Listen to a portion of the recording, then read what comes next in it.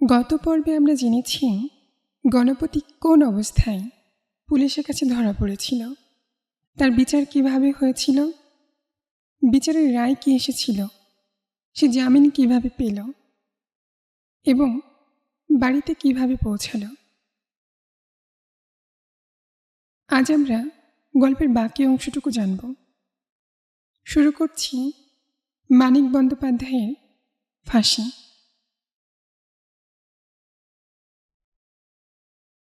বাড়ি ফিরিয়া পরিমলের সঙ্গে একটা কথা বলিয়াই গণপতি যে মূর্ছিত হইয়া পড়িয়া গেল, এতে কারো অবাক হওয়ার কারণ ছিল না। আহা, প্রায় 6 মাস ধরিয়া বেচারা কি কম সহ্য করিয়াছে। কারাগারের পাষাণ প্রাচীরের অন্তরালে নিজের জীবন লইয়া ভাগ্যের লটারি খেলার অনিশ্চিত ফলাফলের প্রতীক্ষায় একাকী দিন কাটানো তো শুধু নয়, বাইরের অদৃশ্য জগতের কাছে ঘাড় মোচড়ানো অফুরন্ত কাল্পনিক লজ্জা ভোগ করাও তো শুধু নয়।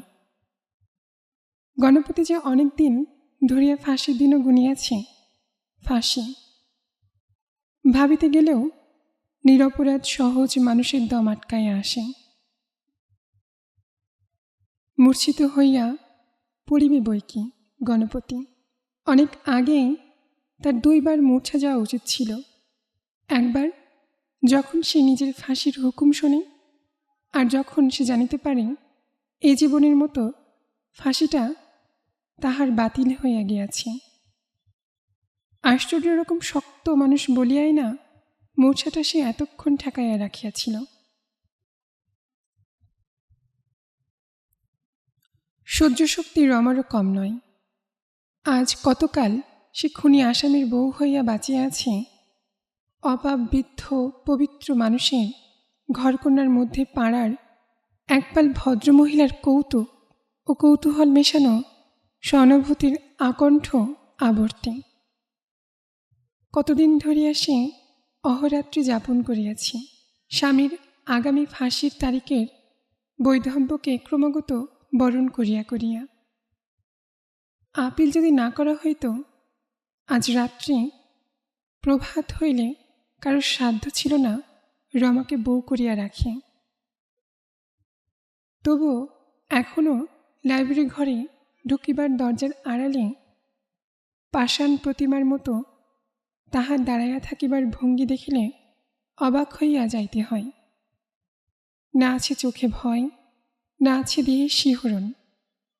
পাষাণ প্রতিমার মতোই তার কাঠিন্য যেন অকৃত্রিম। গণপতি যে মূর্ছিত হইয়া পড়িয়া গেল, তাতেও যেন তার কিছু আসিয়া গেল না।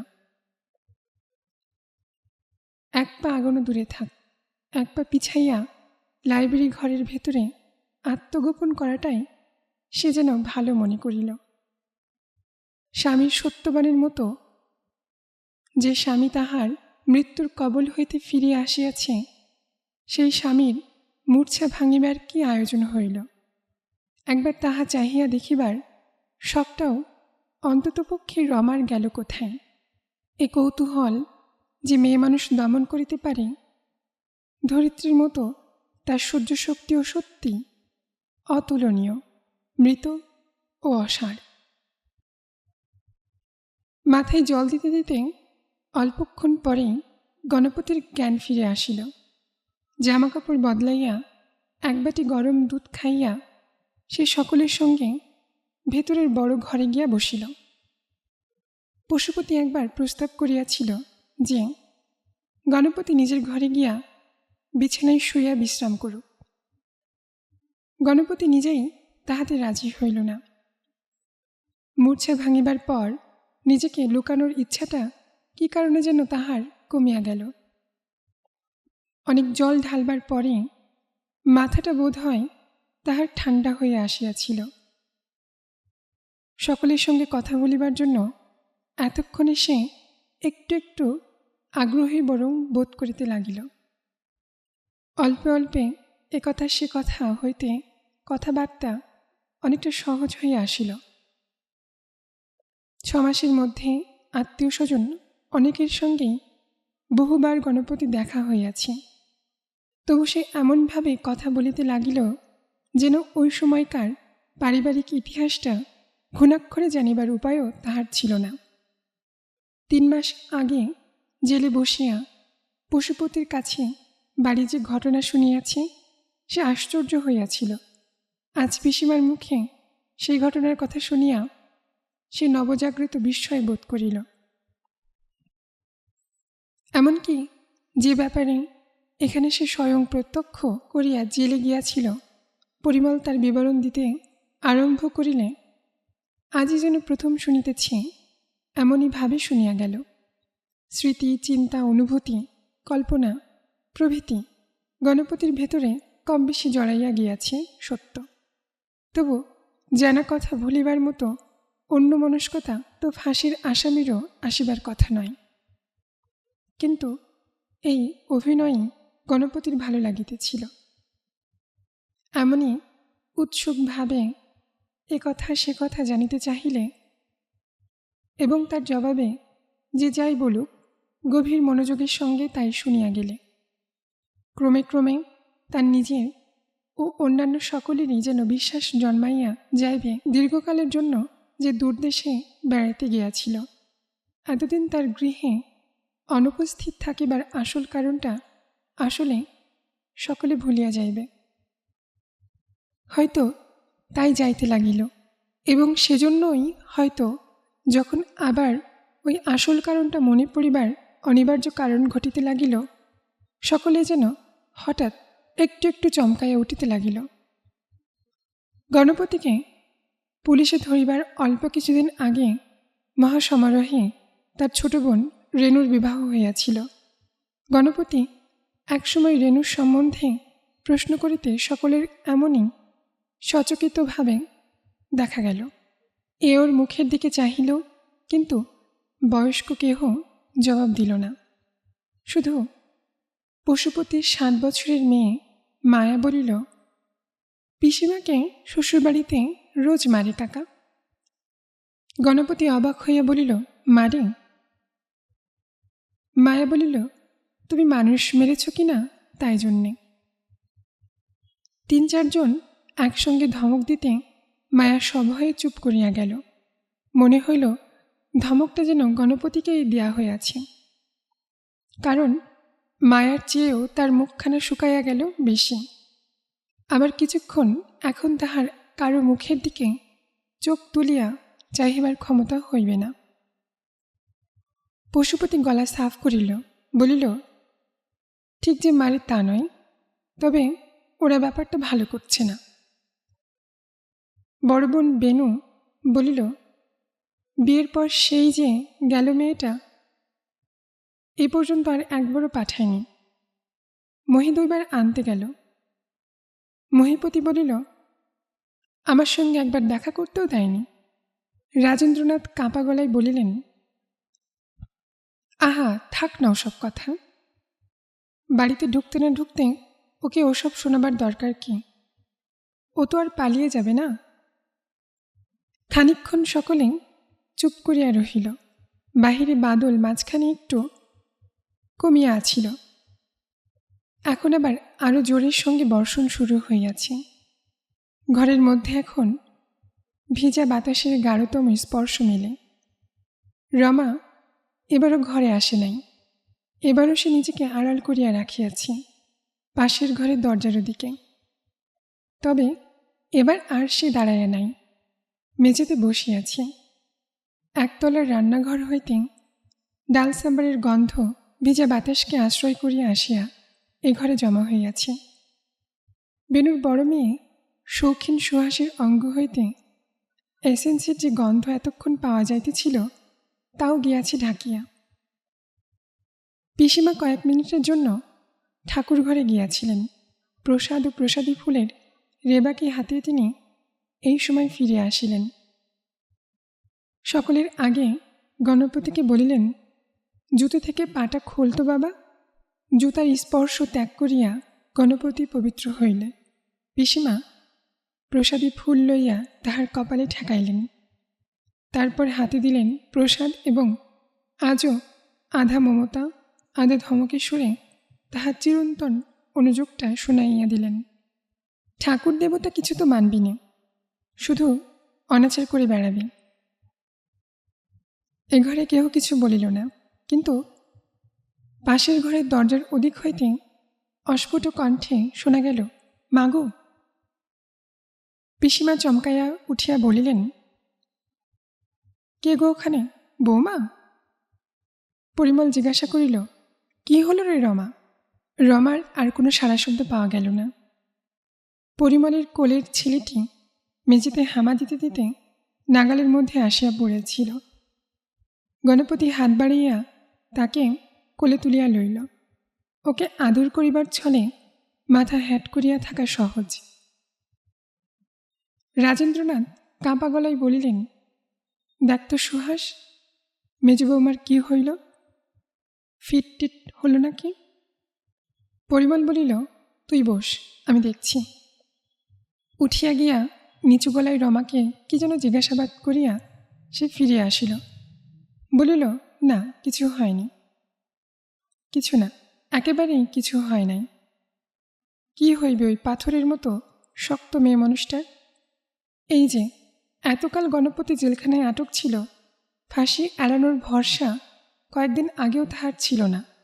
রমাকে একদিন আবেগে ভাঙিয়া পড়িয়াছিল। কাঁপিতে কাঁপিতে, কাঁদিতে কাঁদিতে ননদ যা কারোর বুকে একবার আশ্রয় খুঁজিয়াছিল, কাউকে টের পাইতে দিয়াছিল, তার বিন্দুমাত্র সান্ত্বনার প্রয়োজন আছে? একথা সত্য যে যেদিন হইতে গণপতিকে পুলিশে ধরিয়াছিল, সেই দিন হইতে সে হাসিতে ভুলিয়া গিয়াছে। দিনের পর দিন কথা কমাইয়া কমাইয়া প্রায় বোবা হইয়া গিয়াছে। রোগা হইতে হইতে সোনার বরণ তাহার হইয়া গিয়াছে কালি। তা সেটা আর এমন কি বেশি? দুঃখের ভাগ তো সে দেয় নাই, সান্ত্বনা তো নেয় নাই, লুটাইয়া বুক ফাটা কান্না তো কাঁদে নাই। একদিন বুঝি কাঁদিয়াছিল, শুধু একদিন। গভীর রাত্রে বাড়ির সকলে তখন ঘুমাইয়া পড়িয়াছে সুহাস ছাড়া। সেদিন সুহাসের বর আসিয়াছিল, তাই বর বউ দুজনেরই হইয়াছিল অনিদ্রার রোগ। অত রাত্রে ঘর ছাড়িয়া বাহির হইয়া দুজনে হাত ধরাধরি করিয়া রমার ঘরের সামনে দিয়া তাদের কোথায় যাওয়ার প্রয়োজন হইয়াছিল।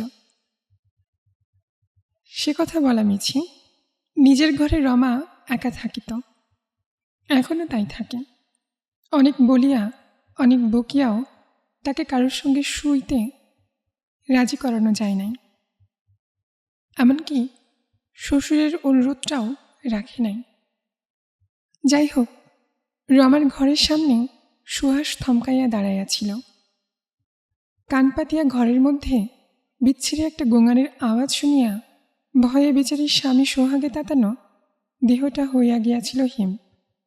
বরকে ঘরে পাঠাইয়া তারপর সে ডাকিয়া তুলিয়াছিল পরিমলকে। বলিয়াছিল, বড় মামি, ঘরের মধ্যে মেজমামি গোঙাচ্ছি, শিগগিরি এসো। গোঙাচ্ছি? ডাক ডাক, তোর মামাকে ডেকে তোল। সুহাস, কি হবে মাগো? পশুপতিকে পেছনে করিয়া পা টিপিয়া টিপিয়া গিয়া পরিমল খানিকক্ষণ রুদ্ধ দরজায় কান পাতিয়া রমার গোঙানি শুনিয়াছিল। তারপর জোরে জোরে দরজা ঠেলিয়া ডাকিয়াছিল, মেজবউ, ও মেজবউ, শিগগির দরজা খোল। প্রথম ডাকেই গোঙানি থামিয়া গিয়াছিল, কিন্তু তারপর অনেক ডাকাডাকিতেও রমা প্রথমে সাড়া দেয় নাই। শেষে ধরা গলায় বলিয়াছিল, কে? আমি। দরজা খুলতে মেজবউ, শিগগির। কেন দিদি? পরিমল অবশ্য সে কৈফিয়ত দেয় নাই, আরও জোরে ধমক দিয়া আবার দরজায় খুলিতে বলিয়াছিল। রমারও আর দরজা না খুলিয়া উপায় থাকে নাই। কি হয়েছে দিদি? তুই গোঙাচ্ছিলি কেন রে মেজবউ? রমা বিস্ময়ের ভান ধরিয়া বলিয়াছিল, গোঙাচ্ছিলাম? কে বললে? বারান্দার আলোয় রমার মুখে চোখে জলের দাগগুলি স্পষ্টই দেখা যাইতেছিল। একটু থামিয়া ঢোক গিলিয়া পরিমল বলিয়াছিল, আমি নিজে শুনেছি। তুই তবে কাঁদছিলি? না, কাঁদিনি তো, কে বললে কাঁদছিলাম? বলিয়া পশুপতির দিকে নজর পড়ায় রমা লম্বা ঘুমটা টানিয়া দিয়াছিল। তখন পরিমল বলিয়াছিল, আমি আজ তোর ঘরে শোব রমা। রমা বলিয়াছিল, কেন? কি কৈফিয়তি যে মেয়েটা দাবি করতে জানে, অফুরন্ত। পরিমল ইতস্তত করিয়া বলিয়াছিল, ভয়টাই যদি পাস। রমা বলিয়াছিল, ভয় কেন পাব? আমারও তো ভয় নেই, বড় ঘুম পাচ্ছে দিদি। বলিয়া সকলের মুখের ওপর দরজা বন্ধ করিয়া দিয়াছিল। কি রূঢ় ব্যবহার! মনে করিলে আজও পরিমলের গা জ্বালা করে। যাই হোক, তারপর হইতে রাত্রে বাহির গেলে বাড়ির অনেকেই চুপি চুপি রমার ঘরের দরজায় কান পাতিয়া ভেতরে শব্দ শুনিবার চেষ্টা করিয়াছে, কিন্তু আর কোনোদিন কিছু শোনা যায় নাই। শোনা যাইবে কি? রমা কি সহজ মেয়ে?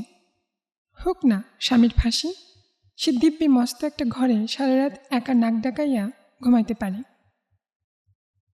আজ হঠাৎ অস্ফুট স্বরে একবার মাগো বলিয়া ফেলিয়াছে, বলিয়াই ওর যে কিছু হইয়াছে এ কথা মনে করিবার কোনো প্রয়োজন নাই।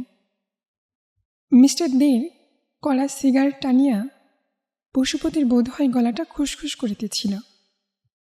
সে আর একবার গলা সাফ করিয়া বলিল, রেনুর জন্য তুমি ভেবো না গুনু, ওকে আসতে দেয়নি বটে, কিন্তু ওকে কষ্ট ওরা দেয় না। বিবাহের পর প্রথম শ্বশুরবাড়ি গিয়া আর আসিতে না দিলে মূল বছরের মেয়েকে কষ্ট দেওয়া হয় কিনা গণপতি ধারণা করিয়া উঠিতে পারিল না। কিন্তু বোনটার জন্য তার নিজের বড় কষ্ট হইতে লাগিল। মৃদুস্বরে সে বলিল, ওকে একটা তার করে দিলে হইত। পশুপতি বলিল, তোমার কথা থাকে, কাজ নেই, কি আর হবে ওতে? মাঝখান থেকে বাড়ির লোকে হয়তো অসন্তুষ্ট হবে, কাল খবরের কাগজেই সব পড়তে পারবে। খবরের কাগজ? তা ঠিক, খবরের কাগজে কাল সব খবরই বাহির হইবে বটে, কিন্তু রেনুকে খবরের কাগজ পড়িতে পাই? ভাই খুনের দায়ে ধরা পড়িয়াছে বলিয়া অতটুকু মেয়েকে যারা আটক করিয়া রাখিতে পারে, এতখানি উদর কি তাদের হওয়া সম্ভব? গণপতি পরিমলের ছেলেকে মেঝেতে নামাইয়া দিয়া বলিল, তবু তবু আপেলের ফলটা আগে থাকতে জানতে পারলে। রাজেন্দ্র বলিলেন, তাই বরং দাও পশু, রেনুর শ্বশুরকে একটা তার করে দাও, লিখে দিও প্লিজ, ইনফর্ম রেনু, নয়তো সে বেটা হয়তো মেয়েটাকে কিছু জানাবে না। তার লিখিতে পশুপতি অফিস ঘরে গেল। মানুষের মধ্যে খোঁজ করিলে সবসময় মানুষকে খুঁজিয়া পাওয়া যায়। পাশবিকতা দেওয়া হোক, দেবত্ব দেওয়া হোক, কে নিজেকে সম্পূর্ণ ঢাকিয়া রাখিতে পারে। 32 বছর যে পরিবারে গণপতির সহজ স্বাভাবিক জীবনযাপন করিয়াছে, আজ সেখানে একটা বিভৎস অসাধারণত্ব অর্জন করিয়া ফিরিয়া আসিয়া সে যে বিশেষভাবে অনুসন্দেশ্য হইয়া উঠিবে এবং এতগুলি মানুষের মধ্যে ক্রমাগত মানুষকে খুঁজিয়া পাইতে থাকিবে, তাতে আশ্চর্যের কিছু নেই। পলকে পলকে সে টের পাইতে লাগিল, এরা ভুলিতে পারিতেছে না। বিচার নয়, বিশ্লেষণ নয়, বিরাগ অথবা ক্ষুধাও নয়, শুধু স্মরণ করিয়া রাখা যে তাদের এই গণপতির অকথ্য কলঙ্ক রটিয়াছে। দেশের ও দশের কাছে সে পরিবারের মাথা হ্যাট করিয়াছে। আইনের আদালতে ভালো রকম প্রমাণ না হোক, মানুষের আদালতে তার পাশবিকতা প্রমাণিত হইয়া গিয়াছে। ফাঁসির হুকুম রদ হোক, এই ব্যাপারে এইখানে শেষ নয়, এখনো অনেক বাকি, অনেক মন ও মানের লড়াই। প্রত্যেকের ভেতরের মানুষটি এই অনিবার্য ক্ষতি ও বিপদের চিন্তায় ভীত ও বিমর্ষ হইয়া আছে।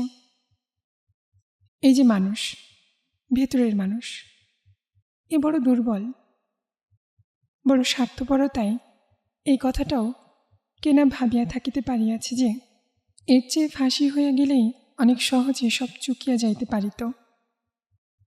যে নাই, কতকাল কে তার কলঙ্ক কাহিনী মনে করিয়া রাখে।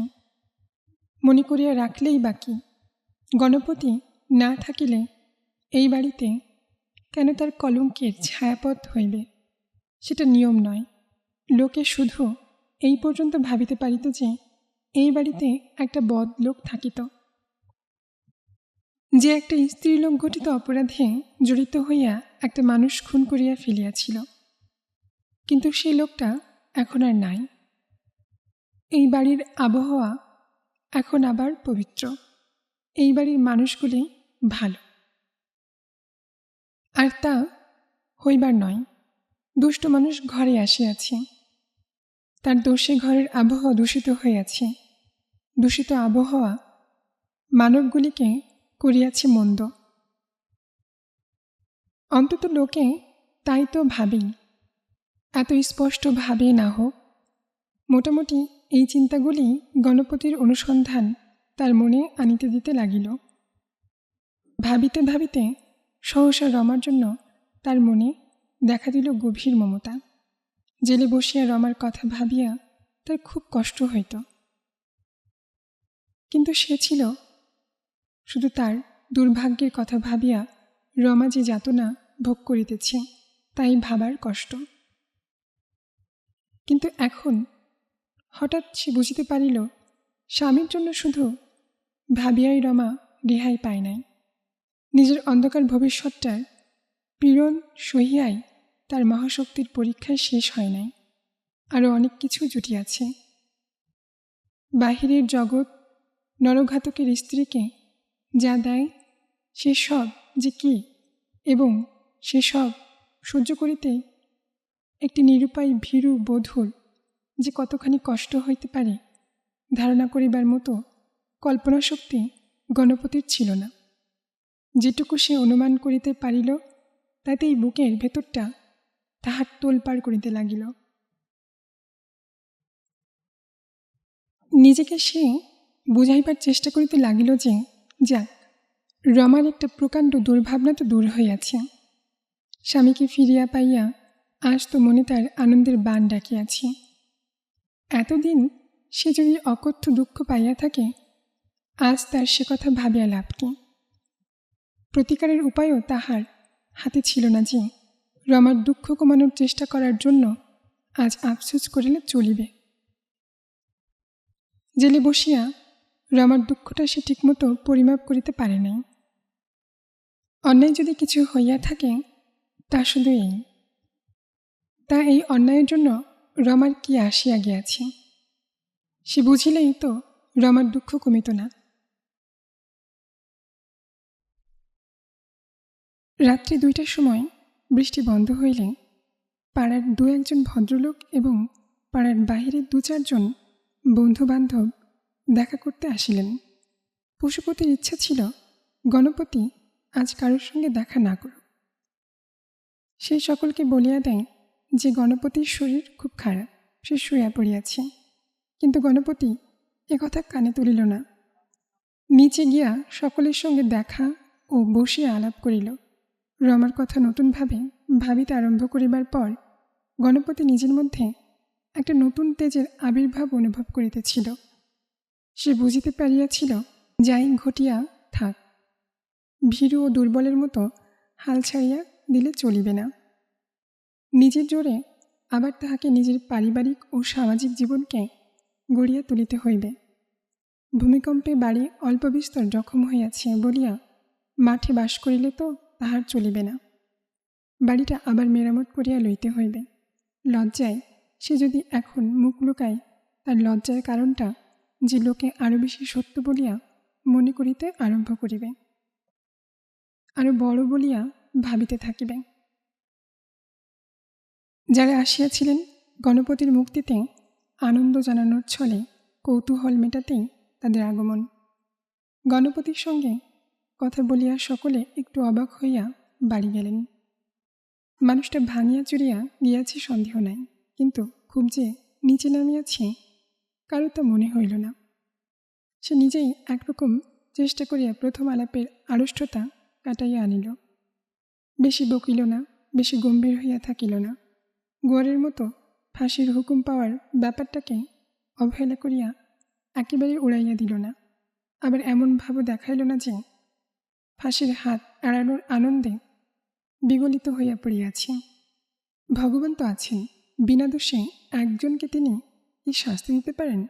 এমন আশ্চর্য সরলতার সঙ্গে এমনভাবে গণপতি একবার এই কথাগুলি বলিল যে শ্রোতাদের মনে তার প্রতি সত্য সত্যি একটু শ্রদ্ধার ভাব দেখা দিল। মনে হইল আসিবার সময় লোকটার সম্বন্ধে যে ধারণা তাদের ছিল, লোকটা হয়তো সত্যই অতটা খারাপ নয়। আগন্তুকদের মধ্যে এই পরিবর্তনটুকু টের পাইতে গণপতির বাকি রহিল না। জয়ের গৌরবে ও আশার আনন্দে তার বুক ভরিয়া গেল। এবার তাহার বিশ্বাস হইতে লাগিল যে সে পারিবে। তার ভাঙা মান সম্ভ্রমকে আবার সে নিটল করিয়া গড়িয়া তুলিতে পারিবে। তার নামে চারিদিকে যে ঢিঢি শব্দ পড়িয়া গিয়াছে, ক্রমে ক্রমে একদিন সে শব্দ ক্ষীণ হইতে ক্ষীণতর হইয়া আসিয়া একেবারে মিলাইয়া যাইবে। তার সম্বন্ধে ঘৃণা ও অশ্রদ্ধার ভাব মরিয়া গিয়া মানুষের মনে আবার জাগিয়া উঠিবে প্রীতি ও শ্রদ্ধা। মানুষের মাঝখানে মানুষের মতো বাঁচিয়া থাকিতে আর তার কোনো অসুবিধা থাকিবে না। রাত্রি বাড়িয়া যাইতেছিল, বাহিরে সকলে চলিয়া গেল। গণপতি আর বেশি দেরি না করিয়া সামান্য কিছু খাইয়া নিজের ঘরে শুইতে গেল। নবজীবনের সূচনা করিতে বাহিরের কয়েকটি লোকের কাছে খানিক আগে সে যে সাফল্য লাভ করিয়াছিল, তখনও তার মন হইতে তার মাদকতা ভরা মোহ কাটিয়া যায় নাই, এবং খানিক পরে সেজন্যই রমার সঙ্গে তার বাঁধিল বিবাদ। এমন প্রত্যাবর্তনের পর রমার সঙ্গে প্রথম দেখা হওয়ার রাত্রে বিবাদ। হয়তো ঠিক তা নয়, কিন্তু রমা ঘরে আসিবার ঘণ্টাখানেক পরে দুজনের মধ্যে যেসব কথার আদান প্রদান হইল সেগুলি বিবাদের মতোই একটা কিছু হইবে। আবেগ উচ্ছ্বসিত হইয়া উঠিবার সাহস দুজনের কাহারও ছিল না। ঘরে ঢুকিয়া রমা তাই যেমন ধীরপদে তার কাছে আসিল, সেও তেমনি ধীরভাবেই তাহাকে বুকের মধ্যে গ্রহণ করিল। রমার ওজন অর্ধেক হালকা হইয়া গিয়াছিল, কিন্তু গণপতি সেটাকে ভালো রকম টের পাইল না। তার গায়ের জোরও যে অর্ধেক কমিয়া গিয়াছে। রমার দু চোখ দিয়া আস্তে আস্তে জলের ফোঁটা নামিতেছিল। খানিকক্ষণ পরে সে বলিল, তোমায় ফিরে পাবো ভাবিনি। গণপতিও তার মাথাটা কাঁধের পাশে চাপিয়া ধরিয়া বলিল, আমিও ভাবিনি আবার এই ঘরে তোমার কাছে ফিরে আসতে পাব। শুধু রমার কাছে নয়, এই ঘরে রমার কাছে ফিরিয়া আসিবার স্বাদ রমাকে দেখিবার ফাঁকে ফাঁকে এখনও গণপতি ঘরখানাকেও দেখিতেছিল। প্রায় কিছুই বদলায় নাই ঘরের। বাগানের দিকে দুটি জানালার কাছে যেখানে যেভাবে খাট পাতা ছিল, আজও সেইখানে তেমনই পাতা আছে। ওখানে দেয়ালে বসানো আলোটার ঠিক নিচে রমার প্রসাধনের টেবিল। 6 মাস কি সে প্রশোধন করিয়াছিল? এখানে খাটে বসিয়া আজও আয়নাটাতে তাদের প্রতিবিম্ব দেখা যাইতেছে। রমা আগে মাঝে মাঝে কৌতুক করিয়া জিজ্ঞাসা করিত, ওরা কে গো? আমাদের দেখছে না তো? দেওয়ালে তাদের বিবাহের বেশে তোলা ফটো এবং এ বাড়ির ও বাড়ির কয়েকজনের ফটো টাঙানো আছে। কেবল পুরনো যে 3টি দামি ক্যালেন্ডার ছিল, তার একটির বদলে আসিয়াছে 2টি সাধারণ ছবিওয়ালা ক্যালেন্ডার। তার অনুপস্থিতির সময়ের মধ্যে একটা বছর কাবার হইয়া গিয়া নতুন একটা বছর যে আরম্ভ হইয়া গিয়াছে, আরও একটা পরিবর্তন হইয়াছে ঘরের ঔজ্জ্বল্য কমিয়া গিয়াছে। মেঝেটা সেরকম ঝকঝকে নয়। ফটো আর ছবিগুলোতে অল্প অল্প ধুলা আর ঝুল পড়িয়াছে। চারিদিকে আরও যেন আসিয়া জুটিয়াছে কত অদৃশ্য মলিনতা। কি দেখছ? রমা একসময় জিজ্ঞাসা করিল। প্রায় 1 ঘণ্টা পরে গণপতি বলিল, ঘর দেখছি। রমা বলিল, ঘর দেখে আর কি হবে? এ ঘরে তো আর আমরা থাকবো না। কোন ঘরে যাব তবে? আমরা চলে যাব। রমা বিছানায় নামিয়া একটু সরিয়া ভালো করিয়া বসিল। বিবাদ শুরু হইয়া গিয়াছে। গণপতি একটু বিস্মিত হইয়া বলিল, কোথায় চলে যাব রমা? অনেক বিনিদ্র রাত্রি ভাবিয়া রমা এই প্রশ্নে জবাব ভাবিয়া রাখিয়াছে।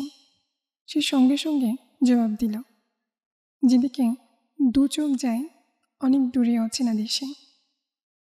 কেউ যেখানে আমাদের চেনে না, নাম ধাম জানে না, সেখানে গিয়ে আমরা বাসা বাঁধব। আজ রাত্রেই সব বেঁধে হেঁধে রাখি, কাল সকাল সকাল বেরিয়ে পড়ব, কেমন? আর একটা দিনও আমি এখানে থাকতে পারবো না। গণপতি বোকার মতো জিজ্ঞাসা করিল, কেন? রমা স্থির দৃষ্টিতে চাহিয়া থাকিয়া বলিল, বুঝতে পারছ না? সবাই আমাদের ঘেন্না করবে, আমরা এখানে থাকব কি করে? এমনই ভাবে শুরু হইল তাহাদের কথা কাটাকাটি।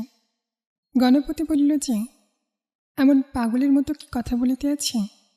বাড়ি ঘর, আত্মীয় স্বজন, অর্থ উপার্জন সব ফেলিয়া গেলেই কি চলে? কে বা দরকার যাওয়ার?